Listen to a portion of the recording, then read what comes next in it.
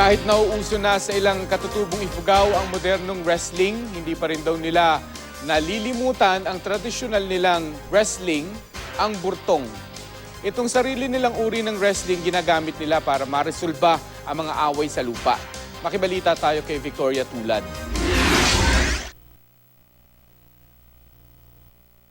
Pilit pinatumba ng isang Ifugao ang isa pa sa pamamagitan ng pagkapit sa kanyang bahag. Mistulang ang nag-aaway ang dalawang Ifugao, pero ang ginagawa, tradisyonal na burtong pala. Katutubong wrestling ito ng mga Ifugao na ginagamit para maresolba ang agawan sa lupa. Ang ama ni Marvin, napanalunan daw ang lupang kinatitirikan ng kanilang bahay ngayon mula sa burtong. Parang ito ba yung lupa na pinalanulan niya? Dati is kogon ito pero sa ngayon na-renovate na kasi modernized na tayo ngayon. Ganoon na lang ang pagpapahalaga ng pamilya ni Marvin sa burtong, kaya't bukod sa kanilang magkakapatid na lalaki, tinuturuan na rin ng burtong ang kanyang mga pamangkin. Para hindi malimutan ng aming lahi. That is our culture. Dapat na hanggang katapusan until now. It cannot be removed. Naging inspirasyon din ang burtong na napapanood nila sa mga pista. Para sumali sa modern wrestling, ang grade 10 students na sina Arceline at Jeff. Nung nagsimula po akong sumali sa wrestling, grade 8 po ako lang.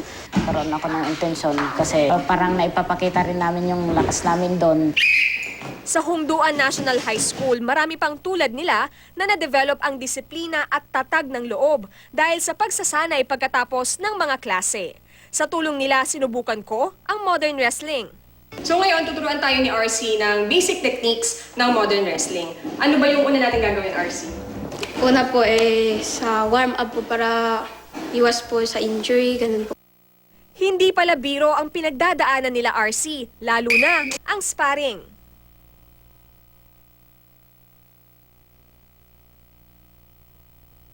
Bagaman moderno na ang panahon at marami na ang nahihilig sa modern wrestling, naniniwala pa rin ang mga Ifugao na hindi malilimutan ang burtong dahil ang tradisyong ito ay pundasyon ng anumang meron sila ngayon. Mula sa Humduan, Ifugao, Victoria Tulad, GMA News.